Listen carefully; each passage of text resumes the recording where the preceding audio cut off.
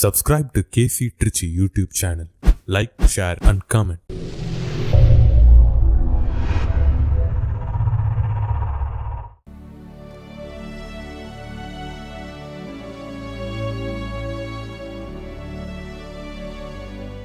ஆண்டவர் இயேசுவுக்குள் பிரியமான சகோதர சகோதரிகளே, சமீபத்தில் கணவனும் மனைவியும் என்னை அருங்குடை இல்லத்தில் பார்க்க வந்தாங்க. அப்போது அந்த அக்கா, அதாவது அந்த அண்ணனுடைய மனைவி ரெகுலராக வழக்கமாக ஒவ்வொரு நாளும் திருப்பள்ளிக்கு போகிறது, அன்பியத்தில் பொறுப்பாளராக அவங்க இருக்கிறாங்க. அப்போது அந்த அண்ணன் தன்னுடைய மனைவியை குறித்து குறை சொல்கிறாங்க. என்ன அப்படின்னா, ஃபாதர், என் மனைவி கோயிலுக்கு போகிறதே வேஸ்ட்டு ஃபாதர்.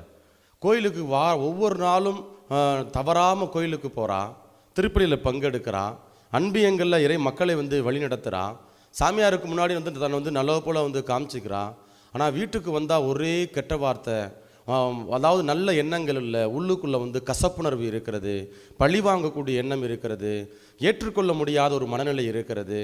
அதனால் இவ கோயிலுக்கு போகிறதுக்கும் வாழ்க்கையில் வாழ்கிறதுக்கும் நிறைய வேறுபாடு, முரண்பாடு இருக்குது ஃபாதர் அப்படின்னு சொல்லி தன்னுடைய மனைவியை குறித்து, மனைவி பக்கத்தில் உட்காந்துருக்குறாங்க, மனைவியை குறித்து என்னிடம் ஒரு குறை சொல்லக்கூடிய ஒரு நிலை, ஒரு சூழலை நான் சமீபத்தில் நான் கேட்க நேர்ந்தது. பிரியமானவர்களே, இந்த நிகழ்வை நான் கேட்ட பொழுது, இந்த நிகழ்வு அவங்களுக்கு மட்டுமல்ல, நம்ம எல்லாத்துக்குமே நடக்கக்கூடிய இந்த நிகழ்வு. நம்ம எல்லாருமே ஒவ்வொரு நாளும் கோயிலுக்கு போகிறோம், திருப்பலியில் பங்கெடுக்கிறோம், வாய்ப்புகள் கிடைக்கின்ற பொழுது பாவ அறிக்கையை மேற்கொள்கின்றோம், இன்னும் நிறைய பக்தி முயற்சிகளில், ஆன்மீக காரியங்களில் நம்ம அதிக முக்கியத்துவம் கொடுக்குறோம். ஆனால் நமக்குள் இருக்கக்கூடிய அந்த பலவீனம், நமக்குள் இருக்கக்கூடிய அந்த மன்னிக்க முடியாத மனநிலை, ஏற்றுக்கொள்ள முடியாத மனநிலை அப்படியே இருக்கிறது, எந்த விதமான மாற்றமும் இல்லை. அப்போ ஏன் நம்ம கோயிலுக்கு போகிறோம், கோயிலுக்கு போவதற்கான நோக்கம் என்ன, காரணம் என்ன என்பதைத்தான் எனக்கு அந்த நிகழ்வு நமக்கு கற்றுக் கொடுக்கிறது, அல்லது ஒரு கேள்வியை எனக்கு எழுப்புனது. இன்றைக்கு வாசிக்கப்பட்ட அல்லது கொடுக்கப்பட்ட அந்த நற்செய்தி வாசகத்திலையும் நான் அதை தான் பார்க்கிறேன். நற்செய்தி வாசகத்தில் ஏசாண்டவர் சொல்கிறாரு, நான் பலியை அல்ல இரக்கத்தையே நான் விரும்புகிறேன் அப்படின்னு சொல்கிறாரு. அப்போது கடவுள் நம்மிடத்தில் இரக்கத்தை கொடுக்கக்கூடியவராக, நம்ம இரக்கத்தை வெளிப்படுத்தக்கூடியவராக இருக்கிறார் என்பதை நற்செய்தி வாசகத்தில் நாம் பார்க்குறோம். பிரியமானவர்களே, இப்போ நம்ம யாருமே இந்த உலகத்தில் நம்ம ஏன் கோயிலுக்கு போகிறோம் என்பதற்கான கேள்வி, அதற்கான நோக்கம் என்ன, ஏன் கோயிலுக்கு போகிறோம் அப்படின்னா, நம்ம இந்த உலகத்தில் யாருமே நிறைவானவர்கள் கிடையாது. அதாவது பர்ஃபெக்ட், யாருமே நிறைவானவர்கள் கிடையாது. நம்ம எல்லாத்துக்குள்ளும் என்ன இருக்குது அப்படின்னா, ஒரு பலவீனம் இருக்கிறது, நமக்குள்ளே நிறைய குறைகள் இருக்கக்கூடிய ஒரு சூழலில், ஒரு வாழ்க்கை ஓட்டத்தில் நாம் வாழ்ந்து கொண்டு இருக்கிறோம். அப்போ இந்த குறைகளை நிறைகளாக மாற்றக்கூடியவர் யார் அப்படின்னா, அது கடவுள். கடவுள் இல்லாமல் நம்முடைய வாழ்க்கையெல்லாம் ஒன்றுமே செய்ய முடியாது. அப்போது இன்றைய நாளில் கடவுள் நமக்கு என்ன செய்கிறார் அப்படின்னா, நான் உன்னுடைய குறைகளை நிறைகளாக மாற்றுவேன், நீ எனக்கு செவி கொடு, நீ எனக்கு என்னுடைய வார்த்தையை கேளு, அதற்கு நீ அந்த வார்த்தையை நீ வாழ்வாக்கு என்பதைத்தான் நற்செய்தி வாசகத்தில் ஆண்டவர் நமக்கு அழைப்பினை கொடுக்கிறார். இது ஏதோ நமக்கு மட்டுமல்ல, பவுலடியார் ரொம்ப அழகாக ரோமருக்கு எழுதிய புத்தகம் அதிகாரம் 7 இறை வார்த்தைகள் 14 முதல் எப்படி மனிதனுக்குள் ஏற்படக்கூடிய ஒரு போராட்டத்தை அவர் விவரிக்கிறார். அவருடைய தனிப்பட்ட வாழ்க்கையில் அவர் சந்தித்த அல்லது அவர் எதிர்கொண்ட அந்த போராட்டங்கள் பாருங்க. 14வது வசனத்திலிருந்து 24வது வசனம் வரை அங்கு அவருக்குள் நடக்கக்கூடிய அந்த உள்மன போராட்டங்கள், அந்த போராட்டங்களை எதிர்கொள்ள முடியாமல் அவர் எப்படி தடுமாறுகிறார் என்பதை மிக அழகாக ரோமருக்கு எழுதிய புத்தகம் அதிகாரம் 7 இறை வார்த்தைகள் 14 முதல் 24 வரை நமக்கு எடுத்துரைக்கிறார். திருச்சட்டம் ஆவிக்குரியது என்பது நமக்கு தெரிந்ததே, ஆனால் நான் ஊனியல்பினன், பாவத்திற்கு அடிமையாக விற்கப்பட்டவன். ஏனெனில் நான் செய்வது என்னவென்று எனக்கே தெரிவதில்லை. எதை செய்ய விரும்புகிறேனோ அதை நான் செய்வதில்லை, எதை வெறுக்கிறேனோ அதையே செய்கிறேன் என்று சொல்லி தொடர்ந்து தனக்குள் இருக்கக்கூடிய அந்த முரண்பாடு அல்லது தனக்குள் இருக்கக்கூடிய ஒரு போராட்டமான வாழ்க்கையை குறித்து பவுலடியார் மிக அழகாக நமக்கு எடுத்துரைக்கிறார். அப்படியே தொடர்ந்து சொல்லுகின்ற பொழுது 24வது வசனத்தில் ரொம்ப அழகாக சொல்கிறாரு, அந்தோ இறங்கத்தக்க மனிதன் நான், உள்ளாக்கும் இந்த உடலினின்று என்னை விடுவிப்பவர் யார் என்று சொல்லி அங்கு பவுலடியார் தனக்குள் இருக்கக்கூடிய அந்த போராட்டம், அந்த ஊனியல்பின் நாட்டங்கள், அது எல்லாத்தையும் வெளிப்படுத்தி இந்த ஊனியல்பின் நாட்டத்திலிருந்து அல்லது இந்த குறைகளிலிருந்து எனக்கு விடுதலை கொடுக்கக்கூடியவர் யார் என்கிற அந்த கேள்வியை இங்கு மிக அழகாக ரோமேருக்கு எழுதிய புத்தகம் அதிகாரம் 7 பவுலடியார் எடுத்துரைக்கிறார். பிரியமானவர்களே, அப்போ பவுலடியாருடைய கூற்றின்படி அல்லது இன்றைக்கு நாம் வாசிக்க கேட்ட நற்செய்தி வாசகத்தின்படி நமக்குள்ள அந்த ஊனியல்பின் நாட்டங்கள் அதிகமாக இருக்கின்றன. நாம் எல்லாருமே குறை உள்ளவர்களாக, பலவீனமுள்ள பிள்ளைகளாக இருக்கிறோம். அப்போ இந்த குறைகளை நிறைவாக்குவதற்கு அல்லது இந்த குறைகளை சரி செய்வதற்காகத்தான் நாம் ஆலயத்திற்கு அல்லது திருப்பலி கொண்டாட்டங்களில் அல்லது ஆன்மீக காரியங்களில், பக்தி முயற்சிகளில் நம்மை நாம் அதிகமாக ஈடுபடுத்தி கொள்கின்றோம். ஆகவே பிரியமானவர்களே, நம்முடைய திருத்தந்தை பிரான்சிஸ் அவர்கள் ரொம்ப அழகாக சொல்கிறாங்க, திருச்சபை சர்ச் இஸ் லைக் ஹாஸ்பிட்டல் அப்படின்னு சொல்கிறாரு.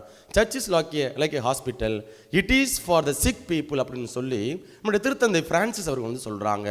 அப்போ கொஞ்சம் யோசித்து பாருங்க, அவருடைய கூற்றின்படி நான் கூட நேற்றைய மறையுரையில் சொன்னேன், தந்தை ஆல்பர்ட் அவர்கள் எப்படி இந்த அருங்கொடை இல்லத்தில் வரக்கூடிய பிள்ளைகள் நான் எப்படி அணுகணும் என்பதை குறித்து நான் சொன்னேன். அதே போல தான் நம்முடைய திருத்தந்தை பிரான்சிஸ் அவர்கள் சொல்கிறாங்க, church is for the sick people. அப்போ சிக்கு அப்படின்னா நோயாளிகள் என்பது ஏதோ உடல் சார்ந்த நோயாளிகள், அதை மட்டுமல்ல, மனதில் இருக்கக்கூடிய அந்த ஊனியல்பின் நாட்டங்கள். அப்போ ஊனியல்பின் நாட்டங்கள் நமக்குள்ளே இருக்கிறப்ப நிச்சயமாக நாம் நிறைவானவர்கள் அல்ல, குறைவான பிள்ளைகளே. அப்போ இந்த சர்ச் திருச்சபை என்ன செய்யணும் அப்படின்னா, யாரெல்லாம் சமூகத்தில் புறம்பாக்கப்பட்டிருக்கிறார்களோ, உடல் நோயினால், மன போராட்டங்களினால், தவறான வாழ்க்கை முறையினால், பாவ வாழ்க்கையினால் அல்லது இந்த ஊனியல்பின் நாற்றங்களினால், பவுலடியார் கலாத்தியருக்கு எழுதிய புத்தகம் அதிகாரம் 5:19 முதல் நாம் வாசிக்கிறோம். அங்கே ஆவிக்குரிய இயல்புகள், ஊனியல்பின் அந்த இச்சைகள், நாட்டங்கள், இதை குறித்து அங்கே பட்டியலிடுகிறார். அப்போது எப்பொழுதெல்லாம் ஊனியல்பின் நாட்டங்கள் அதிகமாக நமக்குள்ளே இருக்கிறதோ, அப்போது இந்த திருச்சபை என்ன செய்யணும் அப்படின்னா, அந்த மக்களை அரவணைக்க வேண்டும். அவர்களுக்கு தேவையான வழிகாட்டுதலை, அவர்களுக்கு தேவையான இறை வார்த்தையை என்ன செய்யணும் அப்படின்னா, தாராளமாக இரக்க உணர்வோடு, இரக்க மனநிலையோடு வெளிப்படுத்த வேண்டும் என்பதைத்தான் நம்முடைய திருத்தந்தை பிரான்சிஸ் அவர்கள் அங்கு நமக்கு எடுத்துரைக்கிறார்கள். அதைத்தான் இன்றைக்கு நாம் வாசிக்க கேட்ட நற்செய்தி வாசகத்தில் பார்க்கிறோம். அங்கு நற்செய்தி வாசகத்தில் ஆண்டவர் இயேசு கிறிஸ்து சுங்கச்சாவடியில் அமர்ந்திருந்த அந்த மத்தேயுவை, லேவியை என்ன செய்கிறார் அப்படின்னா அங்கு அழைக்கிறார். அப்போ சமூகத்தில் இந்த மத்தேயு என்ன செய்யப்படுகிறார் அப்படின்னா, மத்தேயு மட்டுமல்ல, இன்னும் ஏராளமான பிள்ளைகள் அவர்கள் புறம்பாக்கப்பட்டிருக்கிறாங்க. அங்கு சமூகத்தில், திருச்சபையில் அவங்க பார்த்தோம் அப்படின்னா ஓரங்கட்டப்பட்ட ஒரு நிலை, ஒரு வாழ்க்கை, அவர்களுக்குரிய அங்கீகாரம் இல்லை, அவர்களுக்குரிய அந்த மதிப்பு கொடுக்கப்படவில்லை. அப்போ இயேசு என்ன செய்கிறார் அப்படின்னா, நோய் அற்றவருக்கல்ல நோயுற்றவருக்கே மருத்துவர் தேவை என்று சொல்லி அங்கு தன்னுடைய இரக்கத்தை யாரெல்லாம் சமூகத்தில் புறம்பாக்கப்பட்டிருக்கிறார்களோ, யாரெல்லாம் குறைவுள்ள பிள்ளைகளாக இருக்கிறார்களோ, யாரெல்லாம் பலவீனமான மக்களாக இருக்கிறாங்களோ, அவர்களை நாடி சென்று, அவர்களை தேடி சென்று என்ன செய்கிறாரு, அவர்களுக்கு ஒரு மறு வாழ்வை கொடுக்கிறார். அவர்களுக்கு ஒரு புதிய தொடக்கத்தை, ஒரு புதிய திருப்பத்தை ஏற்படுத்தி கொடுக்கக்கூடியவராக நம்முடைய நற்செய்தி வாசகத்தில், குறிப்பாக இன்றைக்கு வாசிக்கப்பட்ட நற்செய்தி வாசகத்தில் நாம் வாசிக்கின்றோம். ஆகவே பிரியமானவர்களே, நம்ம எல்லாத்துக்குள்ளேயும் ஒரு போராட்டம் இருக்கிறது.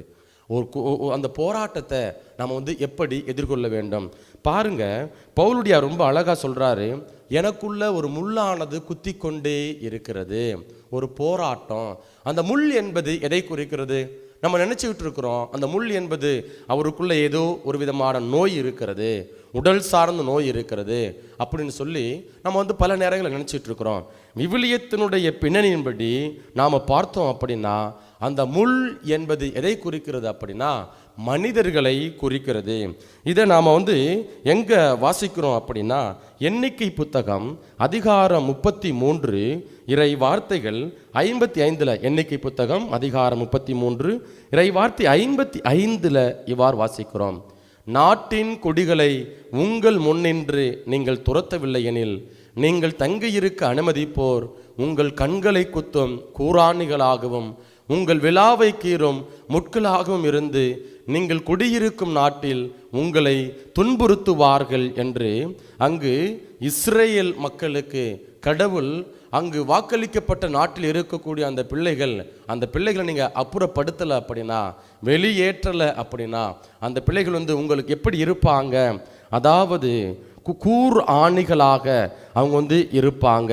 அதே போல விலாவை கீறும் முட்களாக அந்த பிள்ளைகள் இருப்பாங்க என்பதனை மிக அழகாக நாம் எண்ணிக்கை புத்தகம் அதிகாரம் 33 இறை வார்த்தை 5 நாம் வாசிக்கிறோம். பவுலுடையார் கொரிந்தியருக்கு எழுதிய 2வது புத்தகம் அதிகாரம் 12 இறை வார்த்தைகள் 7 முதல் 9 வரை இவ்வாறு வாசிக்கிறோம். எனக்கு அருளப்பட்ட ஒப்புயர்வற்ற வெளிப்பாடுகளால் நான் இருமாப்பு அடையாதவாறு பெரும் குறை ஒன்று என் உடலில் தைத்த முள் போல் என்னை வருத்தி கொண்டே இருக்கிறது. அது என்னை குத்தி கொடுமைப்படுத்த சாத்தான் அனுப்பிய தூதனை போல் இருக்கிறது. நான் இருமாப்பு அடையாதிருக்கவே இவ்வாறு நடக்கிறது. அதை என்னிடமிருந்து நீக்கி விடுமாறு. பாருங்க, நாம் ஏன் கோயிலுக்கு போகிறோம் இன்றைக்கு அதெல்லாம் சிந்திச்சுட்டு இருக்கிறோம்.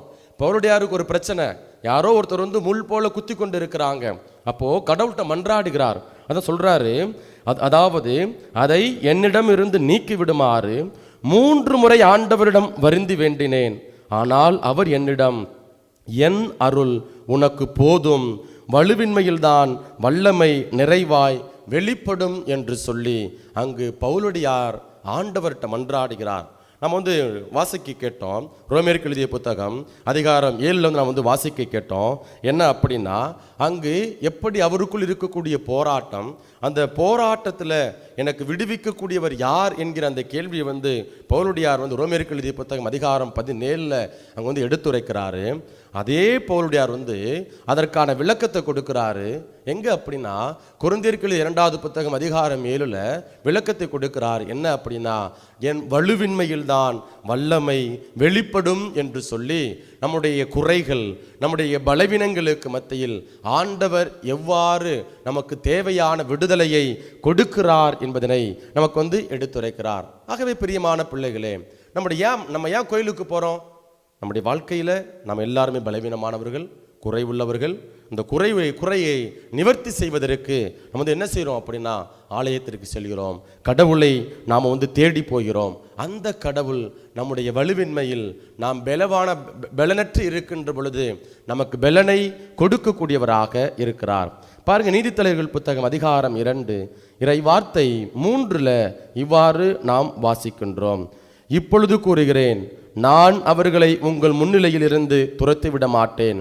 அவர்கள் உங்களுக்கு முள்ளாக இருப்பார்கள், அவர்கள் தெய்வங்கள் உங்களுக்கு கண்ணியாக இருப்பார்கள் என்று சொல்லி அங்கே எப்படி இஸ்ரேல் மக்களுக்கு பிற நாட்டு மக்கள் அவர்களுக்கு ஒரு தொந்தரவை கொடுக்கக்கூடிய பிள்ளைகளாக, அல்லது அவர்களுடைய வாழ்க்கையில், ஆன்மீக வாழ்க்கையில், அல்லது பிற சமயங்களை பிற கடவுளை நாடி செல்ல அந்த நாட்டில் இருக்கக்கூடிய பிற நாட்டு மக்கள் எப்படி இடையூறை ஏற்படுத்தக்கூடிய பிள்ளைகளாக இருப்பாங்க என்பதனை நாம் நீதித்தலைவர்கள் புத்தகம் அதிகாரம் 2 இறை வார்த்தை 3 வாசிக்கின்றோம். ஆகவே அன்பிற்குரியவர்களே, அந்த முள் பவுலுடையாருக்கு ஒரு ஆள் அல்லது ஒரு நபராக இருக்கலாம். அவருடைய பணி வாழ்க்கையில் யாரோ ஒருவர் அவருடைய பணியை இன்னும் ஒரு ஆத்மார்த்த விதத்தில் இன்னும் தீவிரமாக ஆக்கப்பூர்வமாக செயல்படுத்த யாரோ ஒருவர் அங்கே என்ன செய்கிறாங்க அப்படின்னா, அவருக்கு அதாவது ஒரு குத்துகின்ற முல்லை போல தடையாக இருக்கிறாங்க. அதே போல நம்முடைய வாழ்க்கையிலும் யாராவது ஒருவர் நமக்கு இயேசுவை நோக்கி நம்முடைய வாழ்வை அமைத்து கொள்ள முயலுகின்ற பொழுது நமக்கு தடையாக இருப்பார்கள். பாருங்க, நான் தொடக்கத்தில் சொன்ன அந்த நிகழ்வில் அந்த அம்மா ஒவ்வொரு நாளும் கோயிலுக்கு போகிறாங்க. ஆனால் வாழ்க்கையில் கணவன் சொல்கிறாரு, இவ கோயிலுக்கு போயே வேஸ்ட் ஃபாதர் அப்படின்னு சொல்லி புலம்பக்கூடிய ஒரு மனநிலை, குறை சொல்லக்கூடிய ஒரு மனநிலை, ஆனால் என்னுடைய பார்வையில் அந்த நிகழ்வு கணவன் அவர் வந்து தன்னுடைய மனைவியை குறைபட்டு கொள்கிறார். ஆனால் இன்று நற்செய்தி வாசகத்தினுடைய பின்னணியில் என்னுடைய பார்வையில் ஒருவேளை அந்த அக்கால அவருடைய மனைவி என்ன செய்யலாம் அப்படின்னா, தனக்குள் இருக்கக்கூடிய குறைபாடுகளை, தனக்குள் இருக்கக்கூடிய அந்த பலவீனத்தை வந்து உணர்ந்து, இந்த பலவீனத்திலிருந்து, இந்த குறைகளிலிருந்து நான் விடுபட வேண்டும். அதற்கு நாள் எடுக்கலாம். ஒரு சில பேர்த்துக்கு வந்து 1 வாரம் எடுக்கலாம், ஒரு சில பேர்த்துக்கு வந்து 1 மாதம் எடுக்கலாம், அல்லது வாழ்நாள் முழுவதுமாக. எப்படி பவுலுடையாருக்கு வந்து அந்த ஊனியல்பின் நாட்டம், மனிதருக்குள் இருக்கக்கூடிய ஒரு போராட்டம், நான் நல்லது செய்ய விரும்புகிறேன் ஆனால் என்னால் முடியலை. பவுலுடையாருக்கு இருந்த அதே போராட்டம், அதே மனநிலை நம்ம எல்லாத்துக்குமே இருக்கிறது. கோயிலுக்கு போகிறோம், நான் உங்கள்கிட்ட இறை வார்த்தையை அறிவித்து கொண்டு இருக்கிறேன். இப்போ ஒருவேளை நீங்கள் இறை வார்த்தையை கேட்குறீங்க, இந்த இறை வார்த்தை உங்களுடைய வாழ்க்கையில் மாற்றத்தை ஏற்படுத்தலாம். நம்ம உடனே முடிவெடுப்போம், நானுமே வந்து கெட்ட வார்த்தை பேச மாட்டேன், பொறாமப்பட மாட்டேன், நான் வந்து எல்லாரையும் அன்பு செய்வேன், எல்லாரையும் மன்னிப்பேன் அப்படின்னு சொல்லி வந்து முடிவெடுப்போம். இது நம்ம எடுக்கக்கூடிய முடிவு ஆலயத்தில் ஆவியின் தூண்டுதலால் நாம் எடுக்கக்கூடிய ஒரு முயற்சி. ஆனால் ஆலயத்தை விட்டு நீங்கள் உங்களுடைய இல்லங்களுக்கு செல்லுகின்ற பொழுது, உங்களுடைய வீட்டுக்கு நீங்கள் போகிறப்ப, சாலையோரத்தில் உங்களுக்கு தெரிந்த நண்பர்கள் அல்லது உங்களுடைய உறவினர்கள் உங்களை பார்த்து ஏதாவது முகம் சுளிக்கும்படி பேசிட்டாங்க அப்படின்னா, நீங்கள் அல்லது நாம் இந்த நற்கருணை கொண்டாட்டத்தில் பங்கெடுத்த போது எடுத்த தீர்மானத்தை நிச்சயமாக நம்மளால் நிறைவேற்ற முடியாது. ஏதாவது கோபப்பட்டு தவறான வார்த்தைகளை வந்து பேச வேண்டிய நிலைக்கு நாம் வந்து நிர்பந்திக்கப்படுவோம் அல்லது நாம் வந்து தள்ளப்படுவோம். அதான் பவுலுடையார் சொல்றாரு, மனிதருக்குள்ளே இருக்கக்கூடிய ஒரு போராட்டம். அப்போ இதிலிருந்து நம்மை விடுவிப்பவர் யார்? அந்த கேள்வியை தான் ஆண்டவர் இன்றைக்கு நமக்கு பவுலுடையார் வழியாக எடுத்துரைக்கிறார். விடுவிக்கக்கூடிய ஒரே நபர், ஒரே கடவுள் நம் ஆண்டவர் இயேசு கிறிஸ்து. பிரியமானவர்களே, இப்போ காரல் மார்க்ஸ் வந்து சொல்றாரு, religion is the opium of the people அப்படின்னு சொல்லி சொல்றாங்க. ரிலிஜன் இஸ் அ கிரட்ஜ் அப்படின்னு சொல்லி நமக்கு வந்து சொல்லப்படுகிறது. ஏன்னா சமயம் என்பது ஒரு போதை, மக்களுக்கு வந்து மயக்கக்கூடிய ஒரு போதை பொருள் அப்படின்னு சொல்லி அவருடைய பார்வையாக இருக்கிறது. பல நேரங்களில் நாம் வந்து ஏதோ மதிமயங்கி போனவர்களாக சமயம் வந்து மக்களை வந்து மதிமயங்க வைத்து இருக்கிறது. சுய நினைவு கொடுக்காம, அதாவது அவர்கள் வந்து இயல்பான ஒரு வாழ்க்கை வாழ்வதற்கு தேவையான வழிகாட்டுதலை கொடுக்க முன்வராமல் சமயம் இருக்கிறது என்பதுதான் அவருடைய ஒரு பார்வையாக இருக்கிறது. அப்போ ரிலிஜன் இஸ் எ கிரட்ஜ், அதாவது ஒரு ஊன்றுகோல் அப்படின்னு சொல்லி நமக்கு வந்து சொல்லப்படுகிறது. அப்போது ஊன்றுகோல், நான் ஏற்கனவே சொன்னேன், கடவுள் இல்லாமல் நம்முடைய வாழ்க்கையில் நம்மளால் ஒன்றும் செய்ய முடியாது. அப்போ இந்த திருச்சபை, நம்முடைய கத்தோலிக்க திருச்சபை, நம்முடைய சமயம், நம்முடைய ஆண்டவர் இயேசு கிறிஸ்து, இவங்க இல்லாமல் நம்மளால் ஒரு நிறைவான வாழ்க்கையை வாழ முடியாது. உங்கள் விண்ணக தந்தை நிறைவுள்ளவராக இருப்பது போல நீங்களும் நிறைவுள்ளவர்களாக இருங்கள். மத்திய நற்செய்தி அதிகாரம் 5 நம்ம வந்து வாசிக்கின்றோம். அப்போது கடவுள் நிறைவுள்ளவராக இருக்கிறார். நிறைவுள்ளவரை நம்முடைய ஊன்றுகோலாக நம்ம வந்து என்ன செய்யணும் அப்படின்னா, பற்றி கொண்டு ஆண்டவரை நம்முடைய ஊன்றுகோலாக வந்து பிடிச்சிக்கிட்டு நாம் நடக்கிறப்ப நிச்சயமாக நம்ம எல்லாருமே நிறைவுள்ள பிள்ளைகளாக மாறுவோம். அதைத்தான் ஆண்டவர் இன்றைக்கு நமக்கு எடுத்துரைக்கிறார். நற்செய்தி வாசகத்தில் மத்தேயு அழைப்பை பார்க்கிறோம். இந்த மத்தேயு தான் என்ன செய்கிறார் அப்படின்னா, இயேசுவினுடைய வாழ்க்கையை அங்கு எழுதுகிறார். நற்செய்தி நூலாக அவர் வந்து எழுதுகிறார். அவருடைய வாழ்க்கை எப்படி? குறைவுள்ள வாழ்க்கை.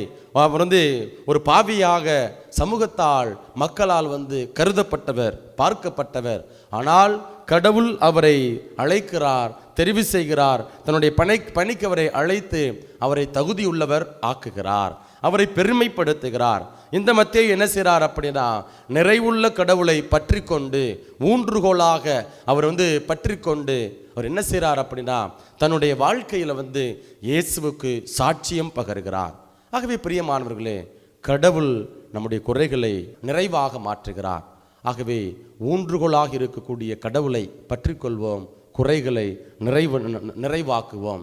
இப்படிப்பட்ட உன்னதமான ஆசீர்வாதத்தை இறைவன் நமக்கு தந்திரள வேண்டுமென தொடர்ந்து இந்த பலியில் மன்றாடுவோம்.